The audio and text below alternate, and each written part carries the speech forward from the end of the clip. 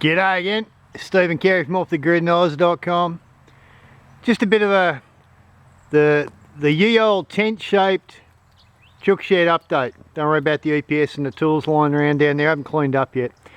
Just want to do a quick update on this chook shed just for anyone that's interested. I'm being blinded by that. Ooh. Yeah, not a bad day in central Victoria again. It's going to take 2 days off working for the man to finish this damn thing off. Our chooks and ducks are on rent a chook and rent a duck. I'll mention that in another vid, but we have to get this damn thing done so that we can bring our animals home. Bit of a quick update. This thing is about 9 metres long and it's 6 metres wide. It's built out of poles. You can see the poles up there. Bit of notching, you know, if you're using pole construction, you tend to have to notch the stuff so that it all fits together. I've used treated pine. This whole thing could be done in natural poles. The only thing I would suggest is, if you can afford it, the way I've done this is I've put poles at the base. They're like the reason we did tent construction or tent style is so we didn't have to build vertical walls. Vertical walls cost money. So these poles down here are held in by 600mm stakes driven into the ground.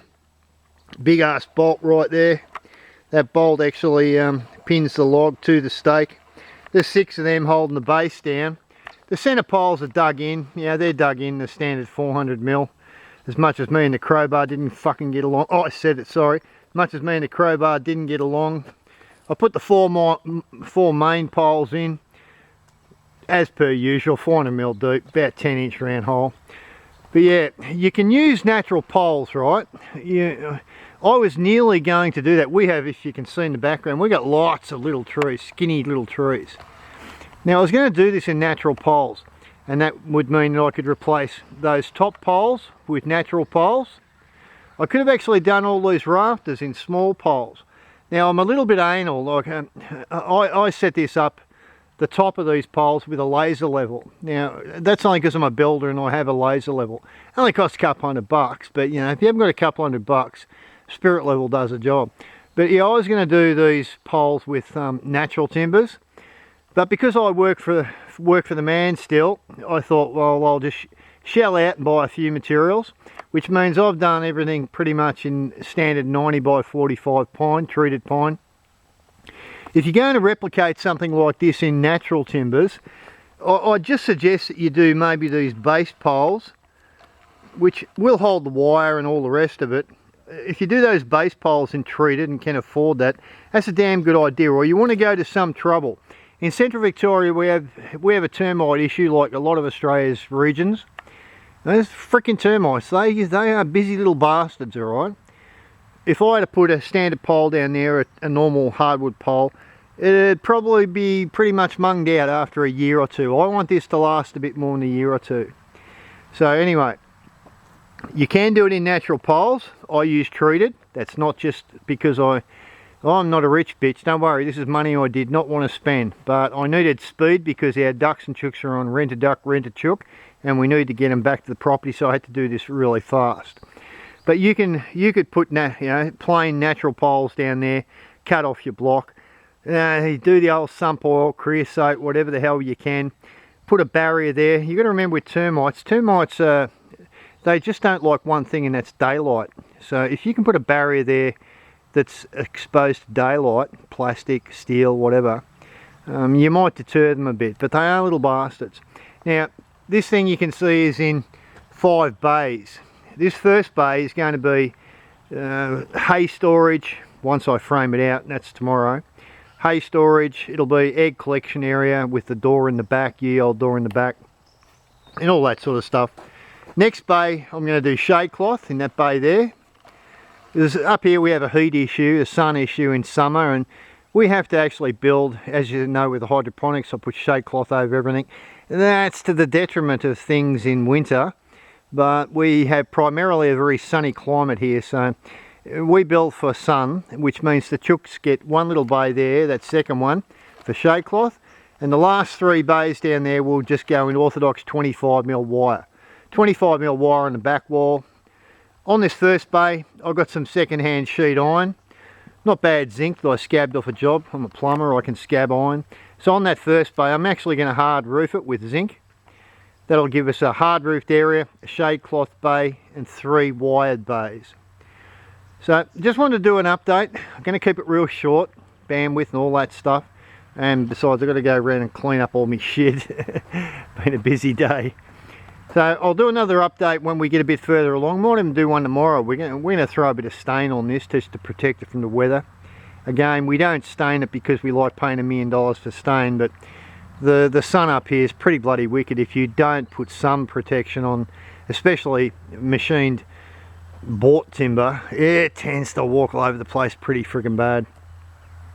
So yeah, there you go. 9 metres by 6 metres, 1.8 centres more or less. You know, you can figure that out for yourself. The centre trimmer there, you can see those centre trimmers. That's just to help support the shade cloth or the wire or the iron that goes on this first bay. You could do that in poles. All this could be done in poles. It would take you a bit of hard work, a bit of, you know, obviously gathering the poles, preparing the poles, a lot more notching, that notching that's up there, the rebaiting. Yeah, it'd take a bit more of that. But you could definitely do all of this in pole construction as what I was going to do. But anyway, fortunately or unfortunately, I've done it in orthodox materials. I ran with topography. The poles in the centre I set at level with my laser, cut them all off dead level.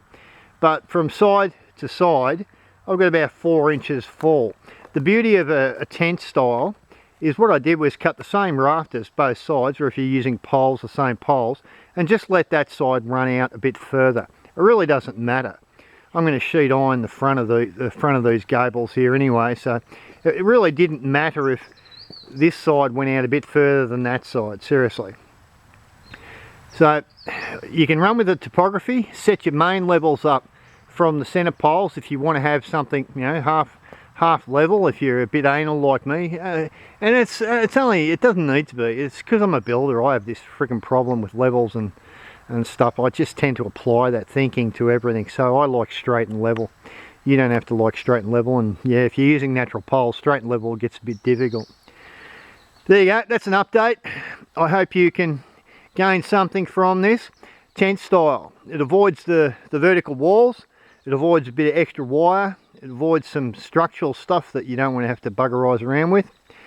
You make the centre 2.2, well, you know, 1.8, I'm just on 6 foot, so I can get in there, and I might have to duck my head if I go sideways, but I can walk through the centre. So that's it from Stephen Carey and offthegridnoz.com. Central Victoria, lovely day, and the sun she's coming down. I had to go and light the fire. Kerry's been out doing her first aid kit today, her first aid course. I think it was actually the test today. Ooh, don't know what mood she's going to come home in. She's been pretty panicking about, not panicking, but a bit concerned that she wasn't going to actually pass it. A lot to remember. But she wanted to do this first aid course.